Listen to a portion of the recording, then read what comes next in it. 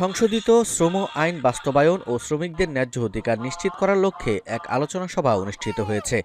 সভায় শ্রমিকদের কর্মপরিবেশ উন্নয়ন, ন্যূনতম মজুরি বাস্তবায়ন, নিরাপদ কর্মস্থল নিশ্চিতকরণ এবং শ্রম আইন কার্যকরভাবে প্রয়োগের উপর গুরুত্ব আরোপ করা হয়। অনুষ্ঠানে প্রধান অতিথি হিসেবে উপস্থিত ছিলেন জাতীয় শ্রমিক জোটের যুগ্ম সাধারণ সম্পাদক সালেহ আহমেদ। তিনি তার বক্তব্যে বলেন, সংশোধিত শ্রম আইন যথাযথভাবে বাস্তবায়িত হলে শ্রমিকদের মৌলিক অধিকার সুরক্ষিত হবে এবং শিল্প খাতে স্থিতিশীলতা আসবে। তিনি সরকার, মালিকপক্ষ ও শ্রমিক সংগঠনের মধ্যে সমন্বিত উদ্যোগের আহ্বান জানান।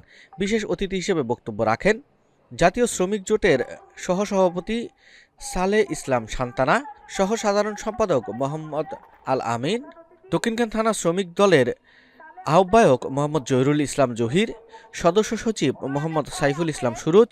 তারা শ্রমিক স্বার্থ রক্ষায় সংগঠনের ভূমিকা ও মাঠ পর্যায়ে আইন বাস্তবায়নের চ্যালেঞ্জ তুলে ধরেন। সভাপতিত্ব করেন জাতীয় শ্রমিক জোটের কেন্দ্রীয় কমিটির সদস্য ও গাজীপুর মহানগরের সভাপতি মোহাম্মদ মাসুদ মণ্ডল। সঞ্চালনায় ছিলেন জাতীয় শ্রমিক জোটের গাজীপুর জেলার নারী বিষয়ক সম্পাদিকা সুমা আক্তার। আলোচনা সভায় বক্তারা বলেন, সংশোধিত শ্রম আইন বাস্তবায়নের মাধ্যমে শ্রমিকদের ন্যায্য মজুরি, সামাজিক নিরাপত্তা ও মানবিক মর্যাদা নিশ্চিত করা সম্ভব। সভা শেষে শ্রমিক অধিকার রক্ষায় ঐক্যবদ্ধভাবে কাজ করার অঙ্গীকার ব্যক্ত করা হয়।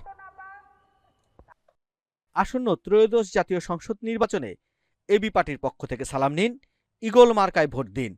এবি পার্টির অঙ্গীকার, রাষ্ট্র হবে জনতার। এই স্লোগানকে সামনে রেখে আগামী নির্বাচনে গাজীপুর ২ আসন থেকে জনদরদি, গরিবের বন্ধু, মেহনতি মানুষের আদর্শ পুরুষ আলহাজ ইঞ্জিনিয়ার আলমগীর হোসেনকে ঈগল মার্কায় ভোট দিয়ে জনসাধারণের জীবনমান উন্নয়নে কাজ করার সুযোগ দিন।